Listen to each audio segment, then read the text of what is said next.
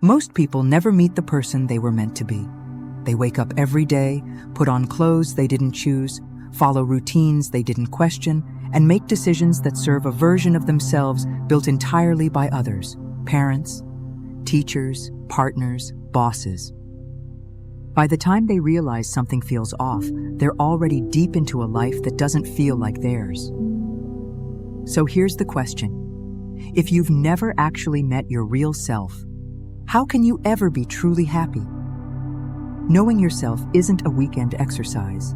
It's not about reading another self-help book or taking a personality quiz.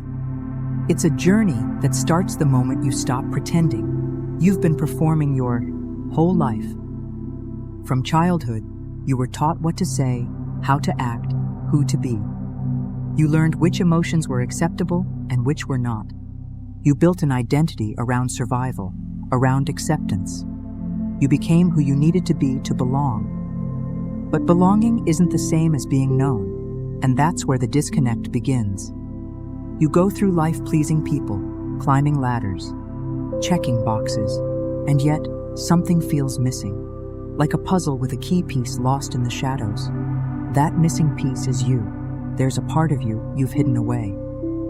Not just the shame or fear, but also your desires, talents, instincts, everything you buried to fit in. To know yourself, you must face that part, not to destroy it, but to understand it.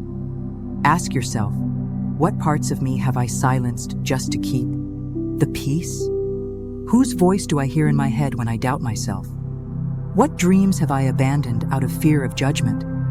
These aren't easy questions, but they're necessary because self-awareness isn't about control, it's about connection, and you cannot connect with what you refuse to see. When you explore your inner world, the anger, the envy, the grief, you begin to reclaim power. Not to be perfect, but to be whole. Start with silence, not the kind where you're scrolling on your phone or half watching a show. Real silence, the kind that makes your thoughts loud, the kind that forces you to sit with yourself. At first, it'll feel uncomfortable, like you're peeling away layers of armor. You'll notice the ways you betray yourself, saying yes when you mean no, shrinking to keep others comfortable, ignoring your gut to avoid conflict. But this discomfort is the beginning of clarity. As you listen, you'll hear your true voice. Not the one shaped by expectation, but the one shaped by your truth. You'll remember what brings you joy, not what impresses others. You'll remember what you value, not what you've been told to want. And with that, you'll begin to see the difference between the life you were handed and the life you were meant to live. But here's the hardest part of self-knowledge: grief. You will grieve the years spent performing. You will grieve the relationships built on a false version of you. You will grieve the opportunities missed because you were too afraid to be seen. And that's okay. Grief is not a step backward. It's proof that you've changed. You're shedding an old skin. You're saying goodbye to the version of you that never got to be real. And in that space, you'll finally meet the self who's been waiting patiently to come home. And that self? It's not perfect. It's not always polished, but it is honest. And honest living is the only kind that brings peace. You'll begin to speak differently, to move differently, to choose differently. Not because you have something to prove, but because you have nothing left to hide. You'll start to notice the little moments where your real self speaks up, then gets shut down by habit. That moment, you hesitated before saying yes to something you didn't want to do. That flash of inspiration you dismissed as impractical, that tightness in your chest when you betray your own boundaries.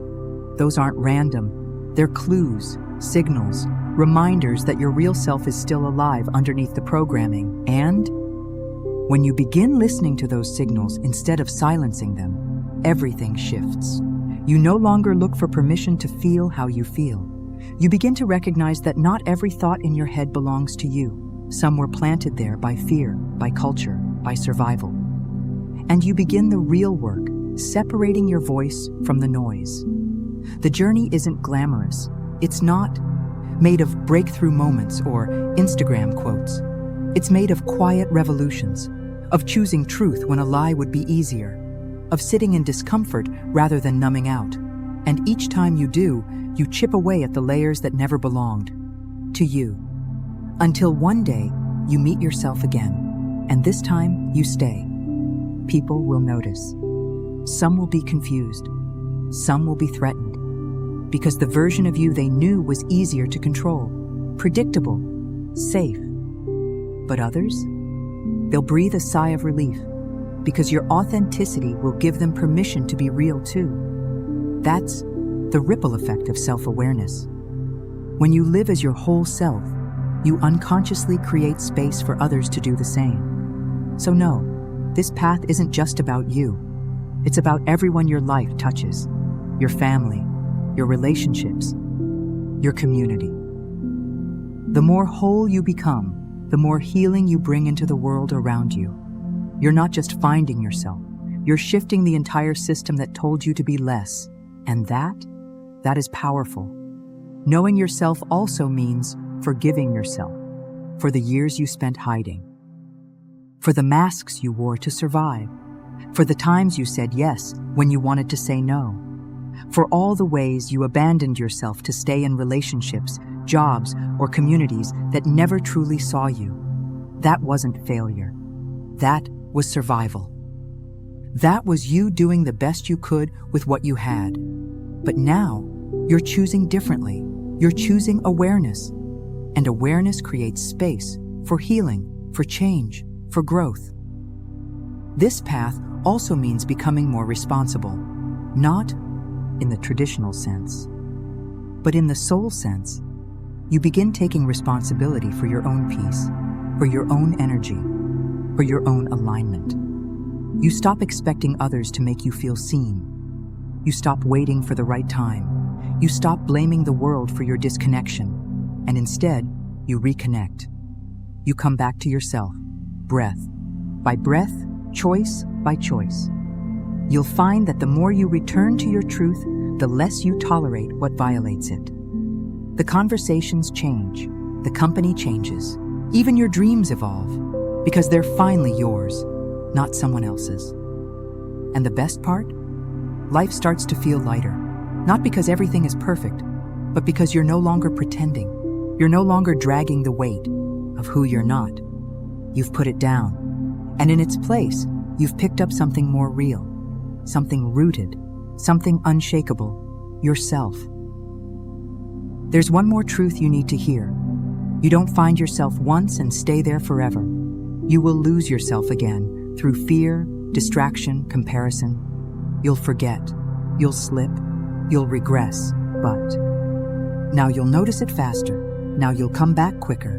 Because once you've truly met yourself, you can't unknow that version of you.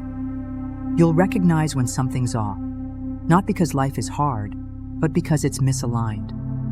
You'll feel when you're out of sync, not with the world, but with your own soul. And that's the real gift of knowing yourself. Not certainty, not perfection, but access.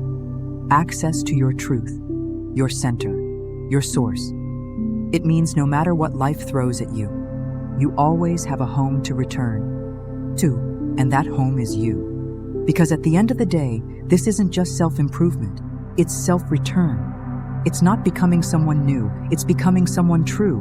And if you can do that, just that, you've already won. So how do you know yourself? You look inward, you listen deeply, you confront the parts of yourself you've ignored.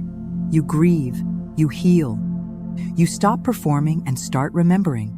And slowly, you begin to rebuild, this time on your terms. You stop asking, what should I do?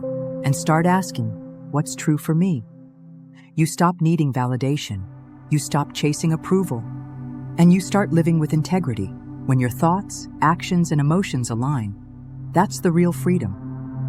Not the absence of pain, but the presence of truth. So here's the invitation. Take off the mask, step out of the role, and meet the person you were always meant to become. The one who was never lost, only waiting, and once you do, you'll never feel disconnected again, because the real you was always right here,